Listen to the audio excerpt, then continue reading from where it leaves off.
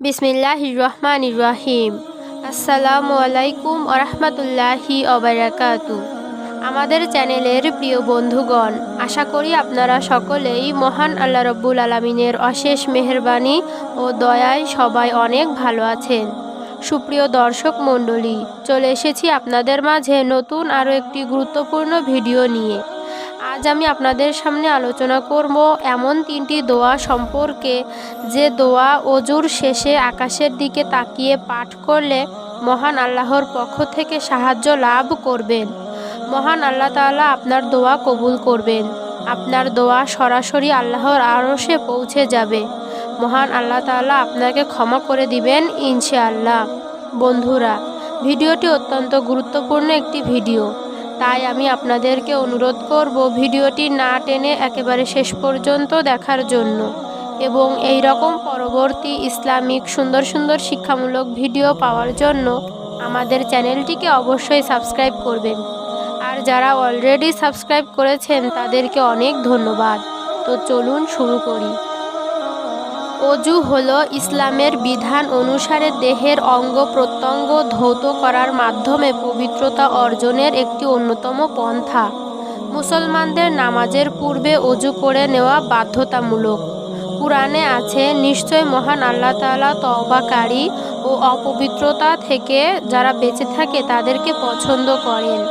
আল্লাহ তাআলা বলেন, হে বিশ্বাসীগণ, যখন তোমরা নামাজের জন্য দাঁড়াও তখন তোমাদের মুখ হাত কনুই পর্যন্ত ধোবে ও তোমাদের মাথায় হাত বুলিয়ে নেবে, অর্থাৎ মাথা মাসেও করবে, আর গিট পর্যন্ত ধৌত করবে। সূরা মায়েদা আয়াত নম্বর 6। রাসূল সাল্লাল্লাহু আলাইহি ওয়াসাল্লাম বলেছেন, কিয়ামতের দিন যখন আমার উম্মতকে ডাকা হবে তখন অজুর প্রভাবে তাদের মুখমণ্ডল, হাত ও পা উজ্জ্বল হবে। সুতরাং তোমাদের প্রত্যেকেই যেন তার উজ্জ্বলতা বৃদ্ধি করে। বুখারী ও মুসলিম শরীফের একটি হাদিস। হযরত ওসমান রাদিয়াল্লাহু তাআলা আনহু হতে বর্ণিত, তিনি বলেন, রাসূল সাল্লাল্লাহু আলাইহি ওয়াসাল্লাম বলেছেন, আমার মতন অজু করো, তারপর পূর্ণ মনোযোগ সহকারে এদিক ওদিকের চিন্তা ভাবনা থেকে মনটাকে মুক্ত রাখো। এ অবস্থায় 2 রাকাত নামাজ পড়ো, তার অতীতের সকল গুনাহ মাফ করে দেওয়া হবে।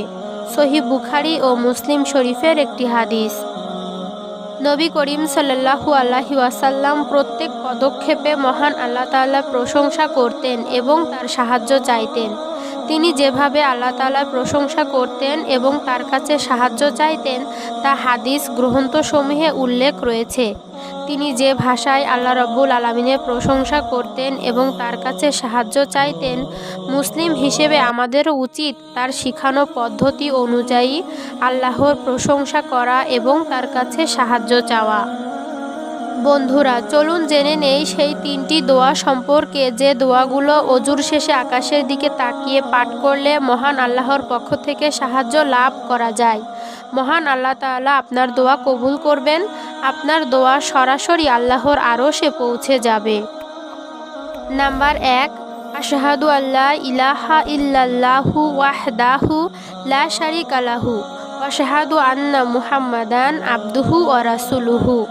যার অর্থ হলো, আমি সাক্ষ্য দিচ্ছি যে আল্লাহ ব্যতীত কোনো ইলাহা নেই, তিনি এক, তার কোনো অংশীদার নেই। আমি আরও সাক্ষ্য দিচ্ছি যে মহানবী সাল্লাল্লাহু আলাইহি ওয়াসাল্লাম তার বান্দা ও তার রাসূল। নাম্বার 2, আল্লাহুম্মা জআলনি মিনাত তাওয়াবিনা ওয়াজআলনি মিনাল মুতাহহিরিন। যার অর্থ হলো, হে আমার মালিক, তুমি আমাকে তওবাকারী ও পবিত্রতা অর্জনকারীদের অন্তর্ভুক্ত করো। নাম্বার 3, সুবহানাকাল্লাহুম্মা ওয়া বিহামদিকা আশহাদু আল্লা ইলাহা ইল্লা আনতা আস্তাগফিরুকা ওয়া আতুবু ইলাইহি। যার অর্থ হলো, হে আমার মালিক, আমি তোমার পবিত্রতা ঘোষণা করছি তোমার প্রশংসা সহকারে। আমি সাক্ষ্য দিচ্ছি যে তুমি ব্যতীত কোনো ইলাহা নেই। তোমার কাছে ক্ষমা প্রার্থনা করি এবং তোমার কাছেই তওবা করি। আমি আমার চ্যানেলের প্রিয় দিনদার ভাই বোনদেরকে অনুরোধ করব, আপনারা অজুর শেষে আকাশের দিকে তাকিয়ে এই আমল 3টি অবশ্যই করবেন। ইনশাআল্লাহ মহান আল্লাহ রব্বুল আলামিন এই আমলের বরকতে আপনাকে সাহায্য করবেন। আপনি আল্লাহর পক্ষ থেকে সাহায্য লাভ করবেন। আপনার দোয়া সরাসরি আল্লাহর আরশে পৌঁছে যাবে এবং মহান আল্লাহ রাব্বুল আলামিন আপনার দোয়া কবুল করবেন। মহান আল্লাহ রাব্বুল আলামিন আমাদের সকলকে সহি শুদ্ধভাবে আমল করার তৌফিক দান করুক। আমিন সুম্মা আমিন।